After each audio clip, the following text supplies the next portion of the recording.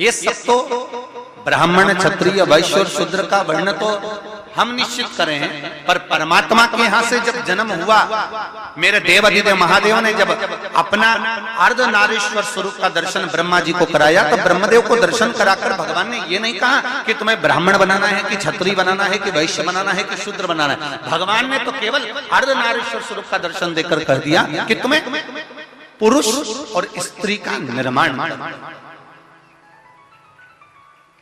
पुरुष और स्त्री का निर्माण।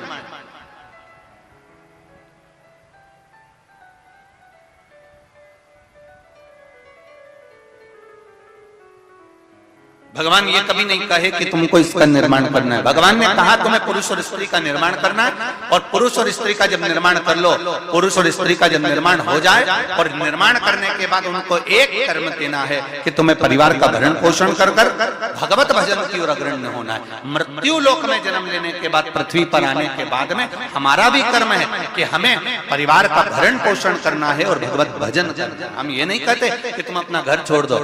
हमने कभी अपनी इस व्यासपीठ से नहीं कहा कि तुम गंगा जी के घाट पर जाकर बैठ जाओ। बोलो जी जी, कभी बोला कि गंगा के घाट जाकर बैठ जाओ, कभी कहा कि नर्मदा जी के घाट पर जाकर बैठ जाओ, कभी कहा कि किसी तीर्थ में जाकर बैठ जाओ, फिर वापिस मत आओ। शिव महापुराण की कथा कहती है किसी तीर्थ में जाने की जरूरत नहीं, तुम्हें कहीं एक जगह पर कहीं संत साधु सन्यासी तपस्वी साधक उपासक महात्मा जोगी बनने की जरूरत नहीं है। शिव महापुराण की कथा कहती है सबसे बड़ा आश्रम होता है गृहस्थाश्रम। घर में रहो, परिवार में रहो, कुटुंब में रहो, और उस परिवार में रहकर अगर तुम थोड़ा सा भी भगवान का भजन कर लोगे, एक लोटा जल भी अगर शिव को चढ़ा लोगे, और निश्चित है शिव तुमको मिल जाएगा, ज्यादा कहीं जाने की जरूरत नहीं। और कोई तुमसे कहे कि तुम संत बन जाओ, साधु बन जाओ, तुम गंगा के घाट पर चले जाओ, तो उनके पांव पड़कर कह देना दादा तुम चले जाओ, हम नहीं। बहुत छोटा सा जीवन है मनुष्य का, और छोटे से जीवन में भगवान की अविरल भक्ति को प्राप्त करने का सौभाग्य मिला।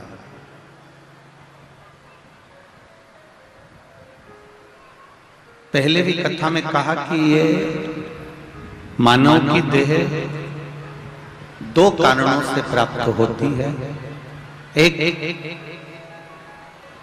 भगवत स्मरण करने के लिए, दूसरा अपने कर्म का भोग भोगने के लिए। आपने जो पूर्व में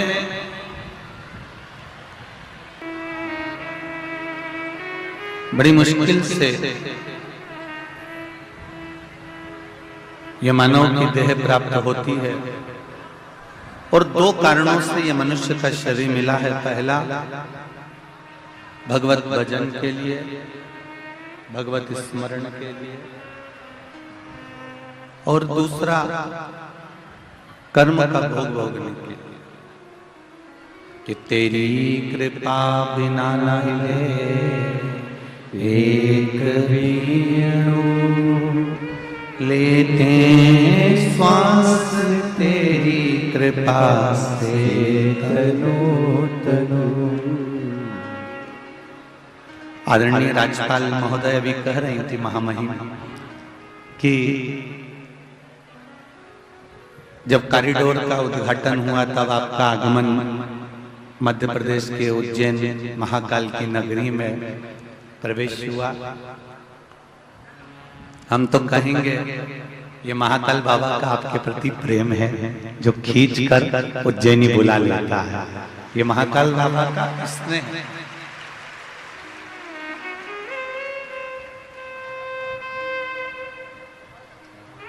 अगर रायपुर की धरा पर यह कथा हो रही है तो गुड़ियारी श्री हनुमान जी महाराज की कृपा है, इसलिए उन्होंने ये कथा करवाई।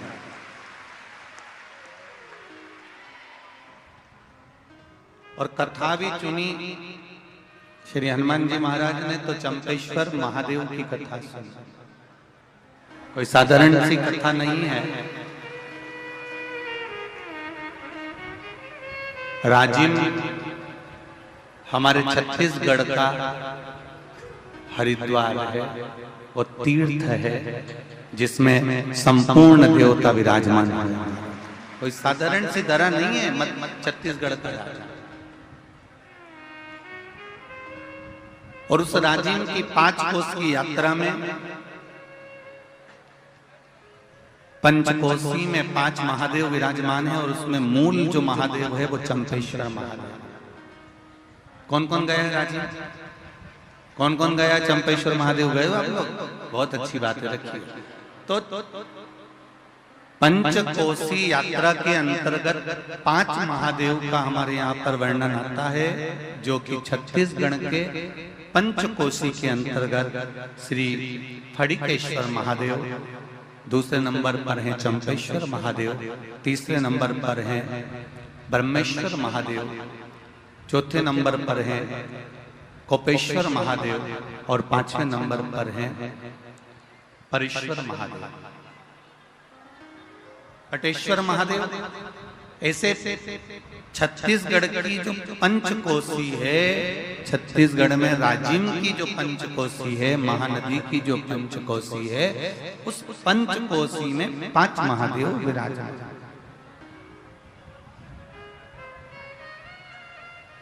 और पंचकोसी के वो 5 महादेव में जो मूल महादेव का वर्णन किया गया है वो चंपेश्वर महादेव का किया गया।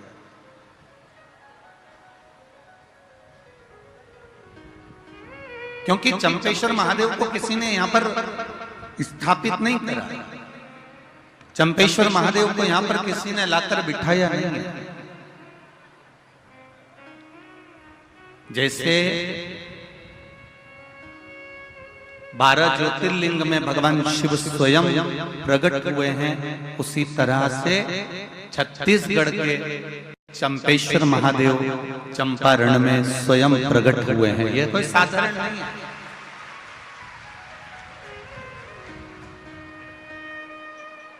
स्वयं प्रागट्यता है उनकी, स्वयं। मैंने तेरे ही भरोसे ओ बाबा, तेरे ही भरोसे हवा बिच उड़ती जावांगी, बाबा डोर हर को छड़ी नामे कटी जावांगी, भोले मैं तेरी भक्त शंभो में। और भक्ति के बिंदु को जब तक हम हमारे जीवन में नहीं उतारेंगे तब तक ये जीवन का आनंद नहीं होगा।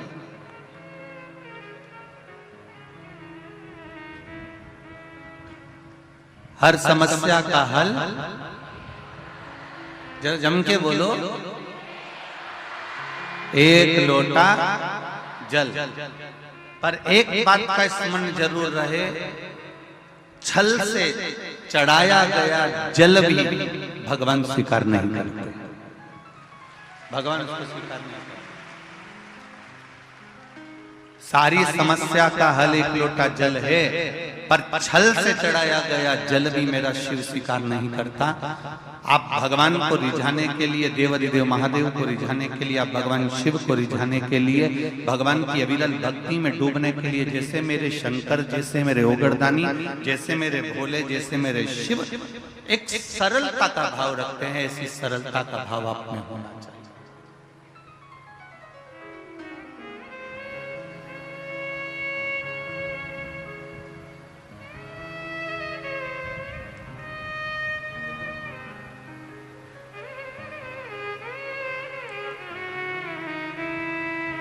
भगवान की अविरल भक्ति का क्या भाव होना चाहिए, भगवान की अविरल भक्ति का क्या तत्व होना चाहिए, ये शिव भक्ति से हमको मालूम होना चाहिए। देखो,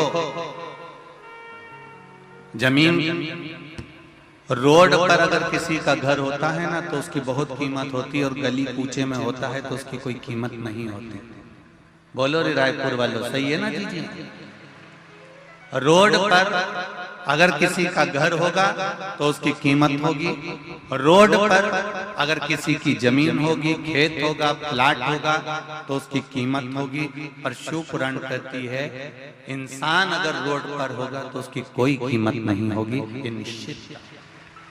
जमीन की कीमत रोड के किनारे हो सकती है, प्लाट की कीमत रोड के किनारे हो सकती है, मकान की कीमत रोड के किनारे हो सकती है, पर मनुष्य की कीमत रोड पर नहीं होती। शिव महापुराण की कथा कहती है, एक मक्खी सब्जी पर बैठी और तुल गई तो 2 रुपए किलो के भाव में सब्जी की कोई कीमत नहीं होगी, उस मक्खी की कोई कीमत नहीं होगी। कबाड़े के ऊपर बैठकर तुल गई तो उस मक्खी की कोई कीमत नहीं होगी। पर वही मक्खी अगर सोने के ऊपर रखा जाए और सुनार सोना तोल रहा हो और मक्खी उस पर बैठ जाए तो वो मक्खी भी 5,000 रुपए की हो जाएगी। ये निश्चित है, उसकी कीमत बढ़ जाएगी। मक्खी अगर तुलते समय सब्जी पर बैठी है तो उसकी कोई कीमत नहीं है। मक्खी तुलते समय अगर किराने के सामान पर बैठी है तो उसकी कोई कीमत नहीं है। मक्खी तुलते हुए कबाड़े के सामान पर बैठी है तो उसकी कोई कीमत नहीं है। और वही मक्खी अगर सोने पर सोना तुल रहा है और उस पर अगर मक्खी बैठ गई है तो वो मक्खी की कीमत भी अपने आप बढ़ जाएगी। उसी तरह आप किस जगह पर बैठ रहे हो, किस चौराहे पर बैठ रहे हो, किस पान की दुकान पर जाकर बैठ रहे हो, किस गुमठी पर जाकर बैठ रहे हो, किस पेड़ के नीचे जाकर बैठ रहे हो, किस रोड पर जाकर बैठ रहे हो, उसकी कीमत नहीं है। शिव महापुराण की कथा कहती है, जब हम भगवान की शरणागति में, सत्संग में या शिव महापुराण में जाकर बैठते हैं तो ये शरीर की भी कीमत बढ़ जाती है और आत्मा की भी कीमत बढ़ जाती है। इसकी कीमत बड़ी है, ये शरीर की कीमत भी बढ़ी और आत्मा की कीमत भी बढ़ी। हम जब भजन करने बैठे, हम जब स्मरण करने बैठे, आप उठाकर देखिए, इतने शास्त्रों को, इतने प्रमाणों को हमारे उठाकर देखिएगा। रामकृष्ण परमहंस जी को देखिए, चैतन्य महाप्रभु जी को देखिए, श्री महावीर स्वामी जी को देखिए, गौतम बुद्ध जी को देखिए, नामदेव जी तो कहता, प्रहलाद, इनका यदि स्मरण करेंगे तो इन्होंने अपने शरीर की कीमत को बढ़ा लिया भगवान का भजन, इन्होंने शरीर की कीमत को बढ़ा लिया भगवत स्मरण, इन्होंने शरीर की कीमत को बढ़ा लिया भगवत नाम का जप कर। अब करो।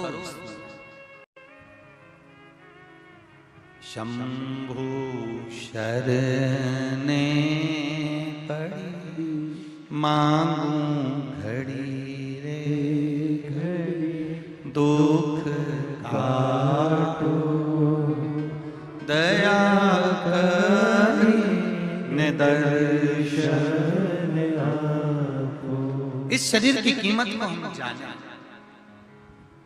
कितना मूल्यवान ये शरीर दिया है। और उसके बाद भी हम अगर रोएं, उसके बाद भी हमारे नैनों में जल भर जाए कि मैं तो बहुत गरीब हूं, या मेरा शरीर बेकार है, या भगवान ने मुझे जबरदस्ती पैदा कर दिया, भगवान ने यूं ही मुझे जन्म दे दिया। एक बात बहुत अच्छे से याद रखना, पहले भी कथा में कही, आज फिर कहते हैं, यहाँ जितनी मेरी बहनें बैठी हुई हैं, जितनी माताएं बैठी हुई हैं, जितने भाई लोग बैठे हुए हैं और जितने भी बांधव लोग यहाँ बैठे हुए हैं, आप सोने वाले कमरे में या अपने कक्ष के अंदर कोई भी अटाला चीज नहीं रखते।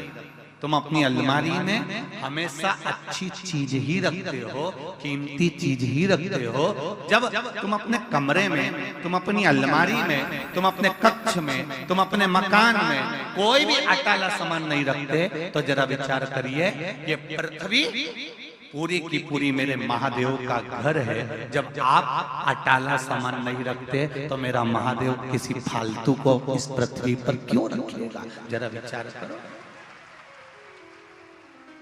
अगर भगवान ने जन्म दिया है, मृत्यु लोक में आए हो, पृथ्वी पर जन्म हुआ है, तो तुम्हें कीमत वाला बनाकर मेरे परमात्मा ने भेजा। ऐसा कोई मनुष्य, ऐसा कोई मानव, ऐसा कोई पृथ्वी पर मनुष्य जन्म नहीं लेता जिसको भगवान कीमत वाला बनाकर नहीं पैदा करता। बस आपको निखरने की जरूरत है। दुनिया की ठोकरें खाकर अपना कर्म करते करते और कर्म को प्रधान मानकर जो आगे बढ़ता चले जाता है, मेहनत करता चले जाता है, वो एक दिन आगे बढ़कर उन्नति की सीढ़ी पर चढ़ ही जाता है। पहले कर्म को प्रधान मानना।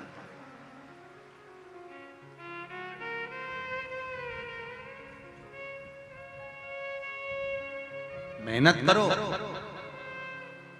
कहीं इधर उधर मत पड़ी जाना, नहीं तो लोग कहें कि कहीं का बाबा जोगी मिल जाए और कह दे कि तुम मेरे पास में आ जाओ, मैं तुमको गड़ा हुआ धन दे दूंगा, निकाल के हंडा दे दूंगा।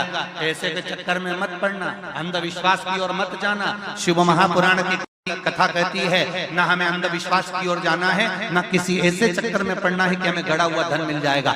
आपको धन मिले, भोलेनाथ जी से कहना भोलेनाथ मुझे किसी का धन नहीं चाहिए, शंकर जी से कहना बस इतनी कृपा करना कि मेरे भाग्य में जो लिखा हुआ है वो धन मुझे दे दे, बस इतनी कृपा कर दे, मुझे दूसरे भाग्य का नहीं चाहिए।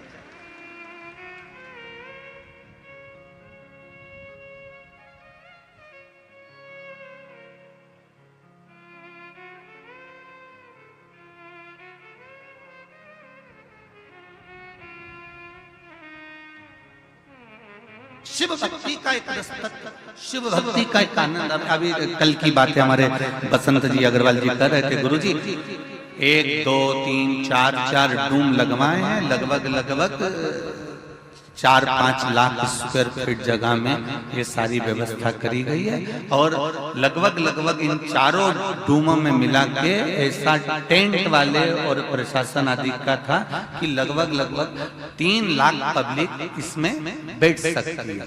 तो शिव महापुराण की कथा में गुरु जी पहले दिन हो सकता है कि अपना एक डूम ये वाला भरा जाएगा, ये वाला भरा जाएगा। तो हमने बसंत जी से बोला चिंता मत करो, ये रायपुर है और चंपेश्वर महादेव है, पहले दिन ही बाउंड्री के पार गेंद है, ये शिव है, ये कोई सहज नहीं है। मेरा भोलेनाथ, मेरा त्रिकालदर्शी, मेरा कैलाश, उसकी करुणा बड़ी।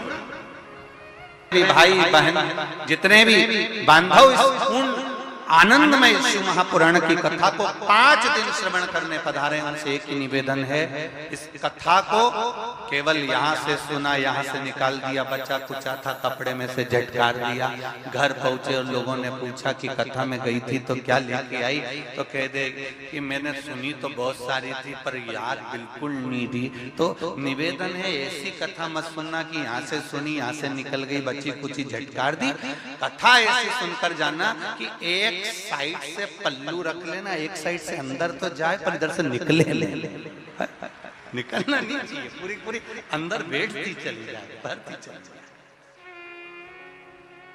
ये 2 प्याले भगवान ने दिए हैं इनको पीने के लिए, इसको तत्व को ग्रहण कर जीवन का आनंद,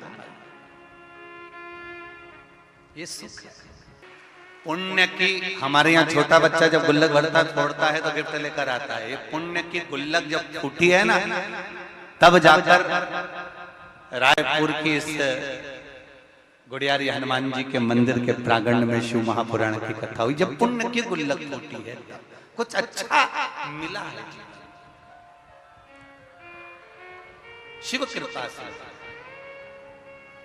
महाराज शिव कथा कह रही है, भगवान शंकर का चरित्र कर रहा है, भगवान शिव की पावन कथा कर रही है कि शिव महापुराण वर्णन करती है कि जिस कथा को हम श्रवण करने के लिए बैठे हैं, शिव महापुराण कोई छोटा मोटा प्रसंग नहीं है। 24,000 श्लोक 12 खंड में वेदव्यास जी महाराज ने इसको बांट दिया है, और 12 खंड में बांटने के बाद वेदव्यास जी कहते हैं इन 24,000 श्लोक में से एक श्लोक, एक शब्द, एक अक्षर भी हमारी जिंदगी में अगर हमने उतार लिया तो जीवन की सार्थकता, एक बहुत उत्तम।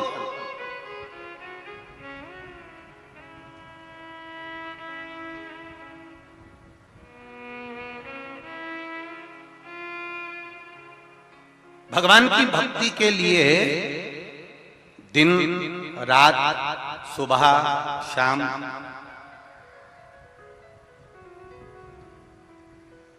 कौन सी अवस्था, कौन सा समय, कौन सी घड़ी, कौन सा पल हम भगवान का भजन करें कि भगवान हमारा हो जाए। शिव महापुराण की कथा कहती है, मेरे बाबा को महाकाल कहते हैं। महाकाल का मतलब होता है जिसने काल की गणना करी हो, जिसने घड़ी की गणना करी हो, जिसने समय, पल, घड़ी, नक्षत्र सब कुछ उसने बनाया। ऐसा कोई चीज नहीं जो मेरे शिव ने नहीं बनाया। घड़ी भी शिव ने बनाई, पल भी शिव ने बनाया, नक्षत्र भी शिव ने बनाया। हर पल, घड़ी, नक्षत्र जितना बनाया मेरे शंभू ने बनाया। वो सहज, सरल और आनंद की अनुभूति कराने वाला।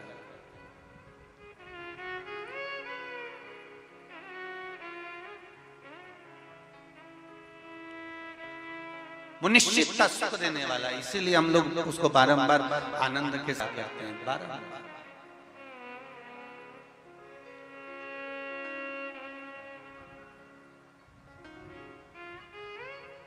महाराज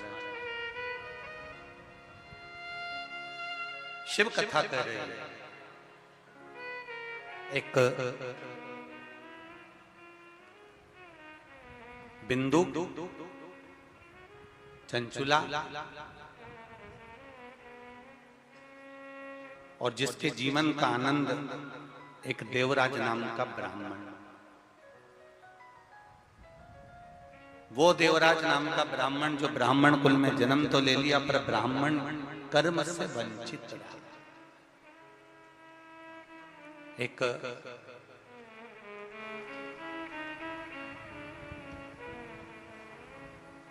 ब्राह्मण के कुल में अगर जन्म मिला है तो आप भगवत स्मरण अवश्य करिए और गलत कर्म से बचने